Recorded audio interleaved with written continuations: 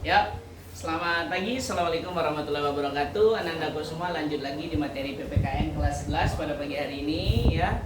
Baik kalian hadir maupun tidak hadir, nanti bisa lihat di video pembelajaran yang akan dikirimkan oleh Umi lewat YouTube.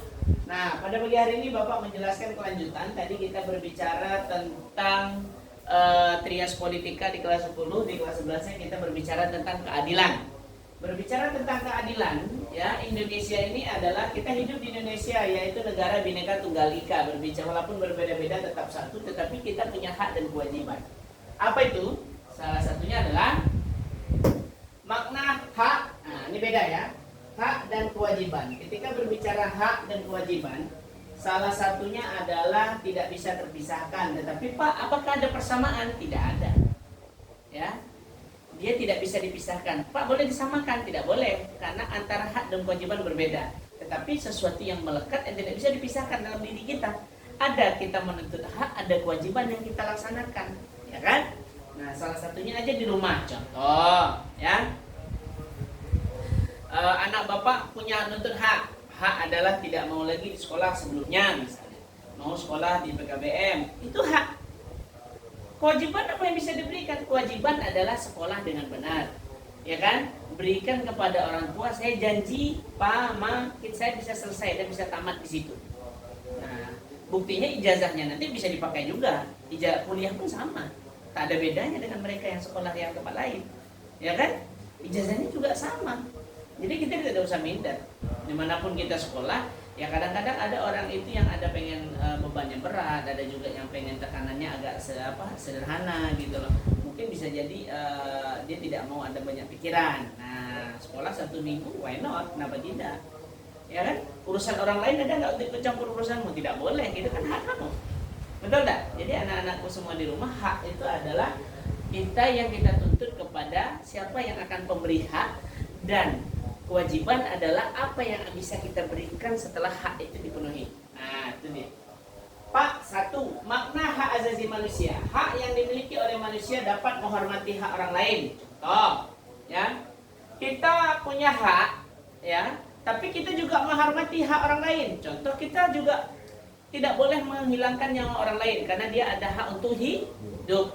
Tapi juga kita tidak boleh menghilangkan nyawa kita sendiri, karena ada juga hak kita untuk hidup, tak boleh, ya. Yang kedua, setiap orang berhak menikmati kebebasannya. Nah, bebas dalam arti tidak sebebas yang Bapak sampaikan tadi. Contoh, dia berbuat sesuka-sukanya, tidak boleh. Bebas dalam arti masih di dalam pantauan undang-undang yang tidak boleh dilanggar. Yang C, coba baca. Get. Tidak ada yang ingin sengsara dalam hidupnya. Nah, antara hak tadi adalah tidak ada manusia yang ingin sengsara dalam hidupnya.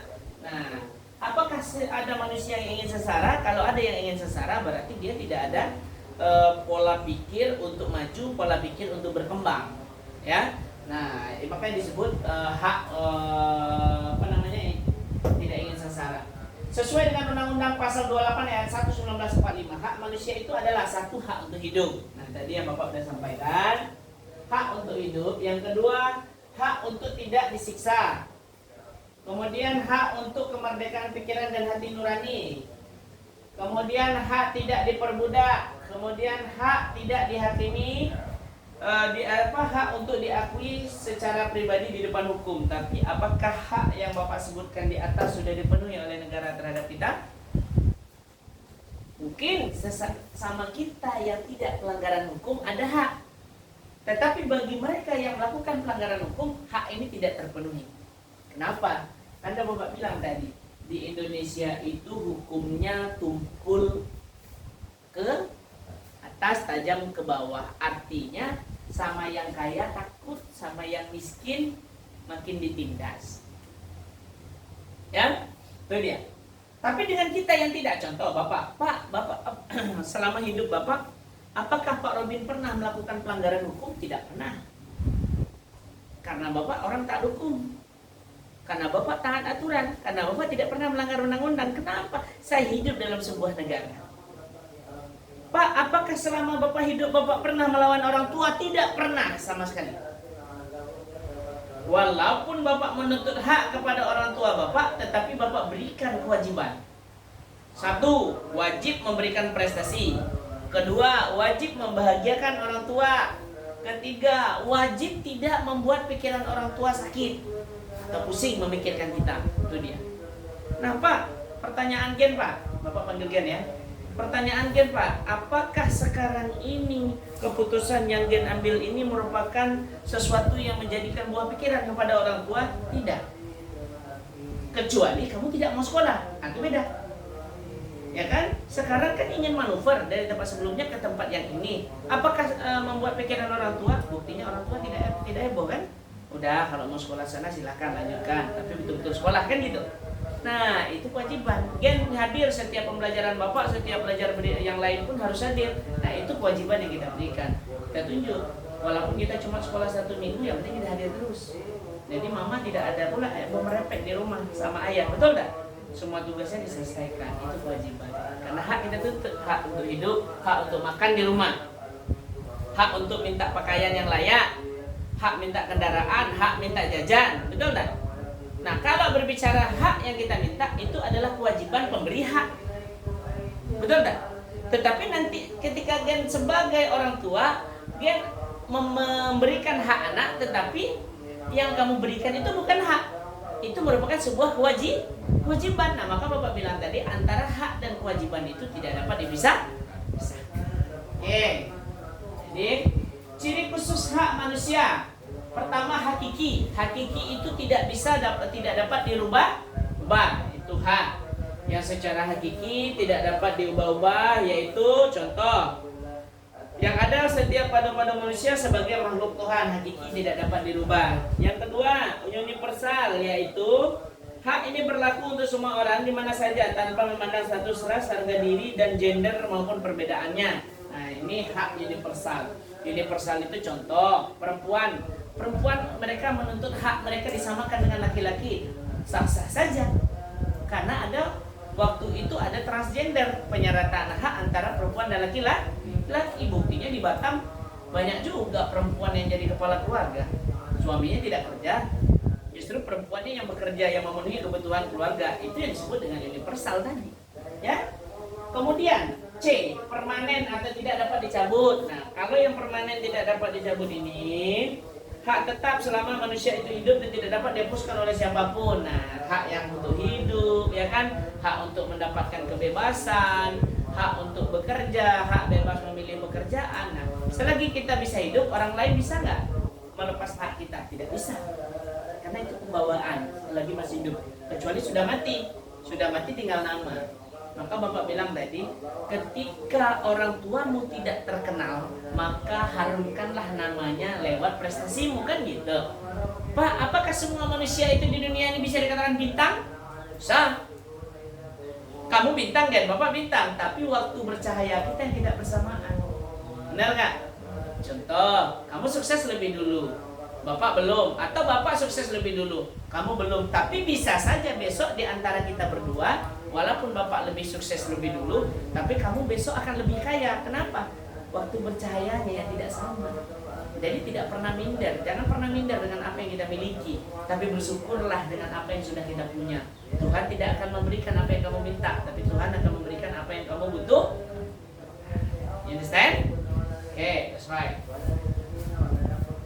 Hak tidak dapat dibagi, yaitu semua mendapatkan haknya adalah hak sipil atau hak politik, ekonomi, sosial, budaya. Nah, hak sosial budaya, hak sipil, ya, hak kita untuk melakukan yang berkaitan dengan kebudayaan itu tidak dapat dibagi.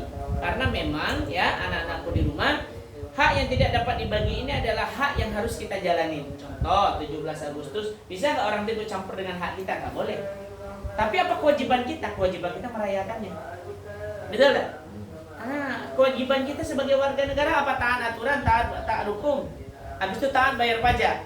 Tapi yang kita bayar itu untuk memperkaya orang pajak.